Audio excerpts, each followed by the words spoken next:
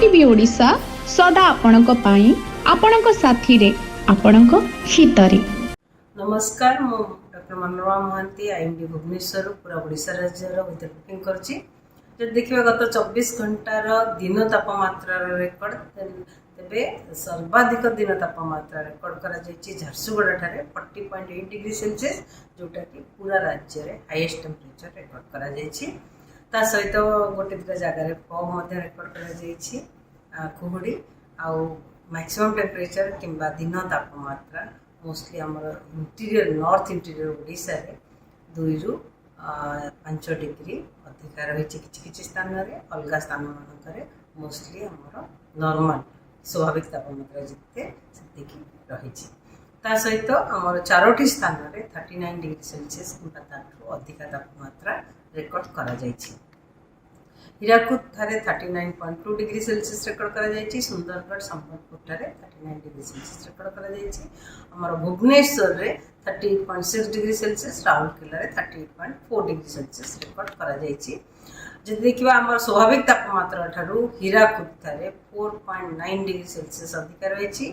झारसुगुड़ा ठारे स्वाभाविक तापमात्रा ठारू 5.7 डिग्री सेल्सियस तापमात्रा रे अधिक रहिछि, किंतु भुवनेश्वर 2.8 डिग्री सेल्सियस अधिक रही। अलग जगह गुड़िक मोस्टली स्वाभाविक तापमात्रा रही। वर्तमान ओडिशा राज्य विशेष पाणीपागर स्थिति नहीं, किंतु से आगामी 24 घंटा मध्य 48 घंटा मध्य देखा वर्षा होबार विशेष संभावना नहीं। आगामी 24 घंटा मध्य पाग मुख्यतः सुखिला रहिबो पूरा राज्य रे। ता सहित झारसुगुड़ा और संबलपुर जिले में गोटे दुटा पॉकेट्स रे हीट वेव होबार संभावना रही।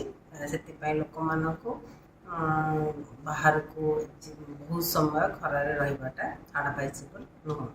काली आमर 14 तारीख पाग सुखिला रहिबो। ता सहित हीट वेव मध्य रहिबार संभावना रही। झारसुगुड़ा संबलपुर रे गोटे दुटा पॉकेट्स आमर 15 तारीख रे राज्य रे कामा जगह रे वर्षा होबार संभावना रही। मोस्टली हल्का वर्षा रहिबो, किंतु गोटे दुटा स्थान रे हल्का मध्यम वर्षा होबार संभावना रही।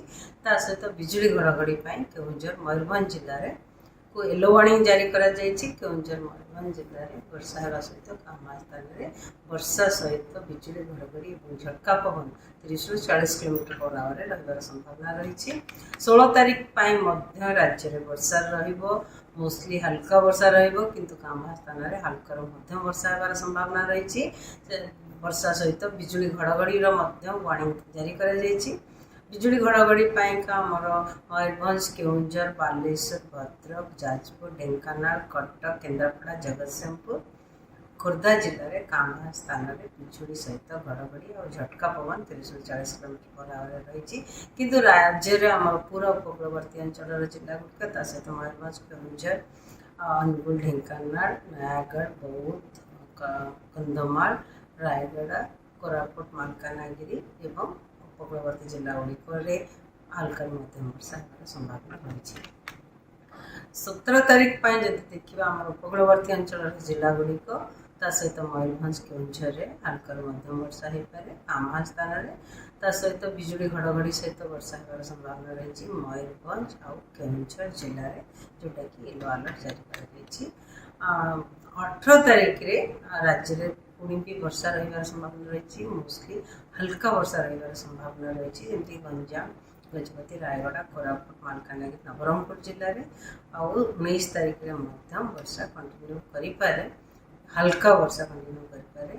कामा स्थान में गंजाम, गजपति, रायगड़ा, कोरापुट, मालकानगिरी और नवरंगपुर जिले में। दिन तापमात्रा पूर्वानुमान करवा तेज आमर सर्वाधिक maximum temperature forecast maximum temperature आमर आगामी 6-7 दिन पर्यंत दिन तापमात्रा विशेष परिवर्तन होबार संभावना नहीं, किंतु 1 or 2 डिग्री गोटे कि 2 डिग्री कमिबार संभावना रही। धन्यवाद। जदि वीडियोटी भल लगी थाए तेबे लाइक, कमेंट एवं शेयर करंतु। माँ टीवी ओडिशा को सब्सक्राइब करंतु। माँ टीवी सदा आपणक साथी रे आपणक हितरे।